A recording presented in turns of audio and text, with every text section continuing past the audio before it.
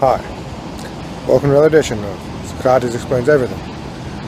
My name is Socrates and I like to explain things. Today we're going to talk about climate change. Does it really matter if it's man-made or natural? I think it does. I mean, just because something's natural doesn't mean we accept it. I mean, this is the Netherlands. Naturally there'd be some 40 feet or more water above it.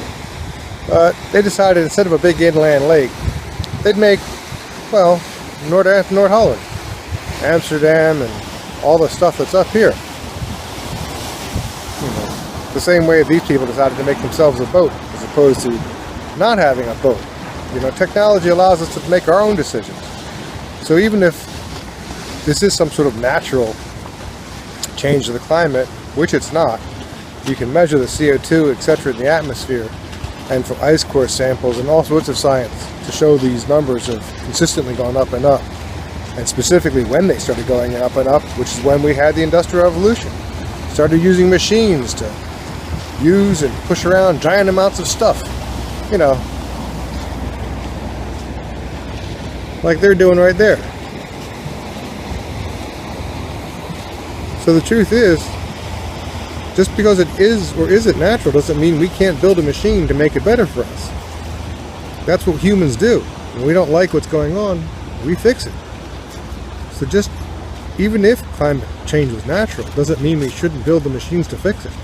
Sucking the carbon out of the atmosphere, that's already a well doable thing. We've already come up with the technology for these purposes. You know, it's just a question of spending the resources and the effort. You know, if we don't have the technology, then yeah, you have to invent something. That's not as easy as it sounds. You know, but they've already come up with these things, and we can even make use of this carbon. We even have renewable energies to get off of the fossil fuels sufficiently that we don't need to keep pumping them into the atmosphere. So the truth is, it doesn't matter if climate change is natural or man-made. We need to have man-made climate change to lower the carbon dioxide. We need man-made climate change.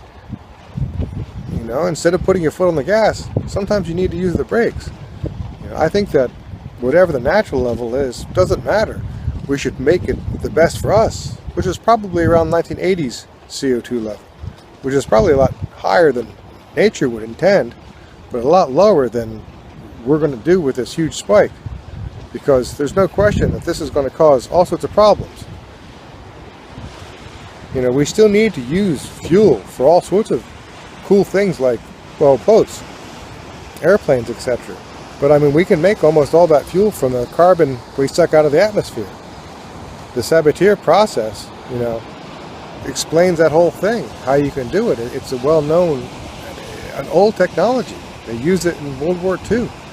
You know, when with using renewable energy sources and carbon from the atmosphere, it becomes a very green way of making power and controlling the atmosphere. It creates jobs. There's really no reason to be against the concept like the Green New Deal or fixing climate change. You know, it's not like it's even a waste of money. You know, the tax cut for nothing, that wastes money on nothing. But fixing climate change creates technology, it creates jobs, it improves the planet. You know, in the 70s, we hadn't done anything about pollution, and everything was really, really polluted. We spent a little effort, invented technology, created jobs, and the world is a cleaner place now. So, just because something is natural doesn't mean that we have to accept it. And not everything that technology creates is bad. You do have to have some forethought, you know. It's like, where do you put a canal? There's forethought involved, technology. You know, we're against intellectualism now. We're against education. That's a major mistake. Right now the world needs science more than ever. So in the end, like I said, climate change is real. Solutions are real too. It's just a matter of the will to do it. No one person can change the world. But, you know, there's no reason not to do something because it's hard. It doesn't cost anything. You know, it makes money. It's a weird thing about capitalism. If you spend money on it, you'll end up making a lot more money than you actually spent. So anyway, it's a beautiful day in the Netherlands. Climate change is making life a bit nicer here.